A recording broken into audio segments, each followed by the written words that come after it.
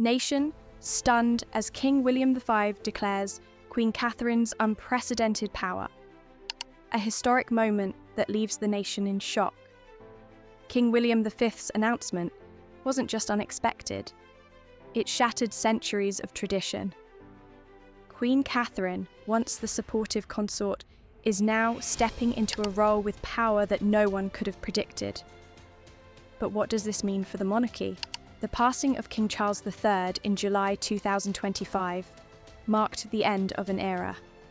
His death, following a long and public battle with cancer, sent shockwaves through the nation. The king had remained dedicated to his duties, continuing to serve as a figurehead, even as his health deteriorated.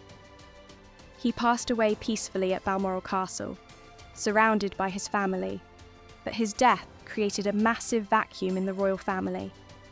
It was then that Prince William, the newly crowned king, took to the stage to address his nation. In his speech, the world heard something that no one expected. Queen Catherine, his wife, would no longer remain in the background.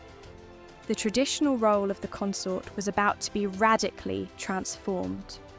From now on, Catherine would hold a much more significant role, not just by the king's side, but in the running of the kingdom itself. Prince William declared that Queen Catherine would now have co-equal authority in several key areas. She would oversee royal councils, play an active role in charitable initiatives, and even make decisions on crucial state matters. This was groundbreaking. Royal consorts historically had been relegated to ceremonial duties, often advising but never holding power. But now, Catherine would have the authority to veto royal expenditures, manage the royal diary, and influence the media strategy of the family. All eyes turned to her. Could this be a new dawn for the British monarchy? In a world where change is constant, the royal family's traditions have long remained unchallenged. But with King Charles III's passing, everything had shifted. Prince William's decision to elevate Catherine's role wasn't just a gesture of love and respect. It was a clear message that the monarchy was evolving, adapting to a new world. But how would this play out? Catherine's new role was not just symbolic. As the newly empowered queen, her first major act was announcing a multi-million-pound fund for cancer research, dedicated in memory of her father-in-law, King Charles. This was no ordinary charitable act. It was a powerful statement about her influence in the royal family's future. She had gained authority over decisions like family security briefings and royal strategies, areas that had previously been the sole domain of the king or queen consort. Now, she was directly involved in the shaping of royal priorities, something that no consort had done before. The public's reaction was divided.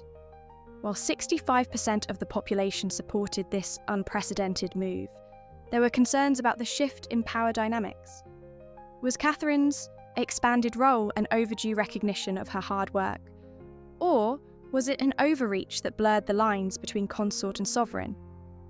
Critics argued that the monarchy had always been built on clear roles and traditions. The king ruled, and the consort supported him. This new power structure was unfamiliar and unsettling to some, but for others, this was exactly what the monarchy needed: a modern, dynamic approach to leadership. The royal family, too, was divided. Inside the palace, traditionalists felt uneasy. Many long-time courtiers had spent their careers navigating the subtle but rigid rules of royal decorum. Catherine's rise to power so quickly and without precedent felt like a break from centuries of tradition. Yet, younger staff and more progressive royalists saw it differently. To them, this shift was a breath of fresh air, a chance to evolve with the times, to ensure that the monarchy stayed relevant in a rapidly changing world. This change wasn't just political. Catherine's influence extended beyond royal duties into the heart of family life. She had always been known for her grounded, approachable nature, even while raising 3 young children under the spotlight. Prince George, Princess Charlotte, and Prince Louis were already in the public eye. But Catherine's approach to parenting was unique. She emphasised emotional well-being, ensuring that her children lived as normal a life as possible, despite their royal status. She was determined to keep their lives balanced, focused on schooling, extracurricular activities, and spending time with friends, just like any other child. For Catherine, family life came first. But now, with her expanded role, the way she balanced her responsibilities would take on even greater significance.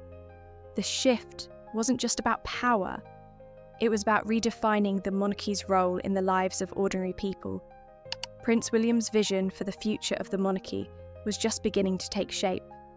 He imagined a royal family that was both relatable and efficient, one that could connect with people on a deeper level while still retaining its royal status. Part of this vision was Catherine taking on even more responsibilities. She would lead diplomatic efforts, represent the monarchy on international stages, and manage key royal assets, including the Duchy of Cornwall. As much as Catherine had already done for the monarchy, there was much more to come. Their children too would be a part of this new vision. While their royal duties would always be expected of them, William and Catherine were committed to allowing their children the freedom to explore careers outside of the palace. They wanted to give their children the opportunity to live as normal a life as possible before they fully embraced the responsibilities that came with the crown. The world was watching this transformation closely. In Europe, monarchies were looking at what was happening in Britain with curiosity and apprehension. Could this shift in power be replicated elsewhere, or was this a unique situation? In the United States, the move was hailed as a feminist triumph. But how would it affect the monarchy's global standing? Only time would tell. Now that Catherine had cemented her position within the family and the royal agenda, all eyes were on what she would do next. The future of the monarchy, with all its traditions and challenges, was in her hands as much as it was in William's.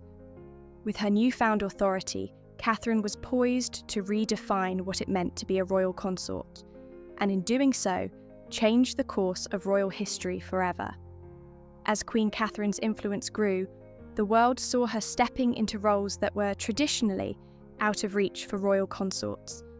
Her first major public act after her new powers were granted was a testament to her drive, a multi-million-pound initiative for cancer research in honour of her late father-in-law, King Charles.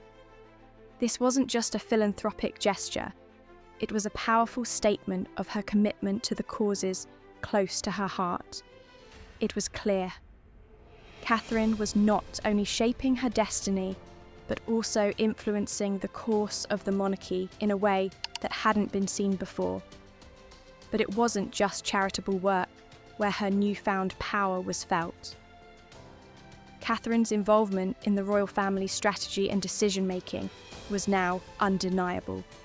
She had authority over decisions like security briefings, royal engagements, and media relations.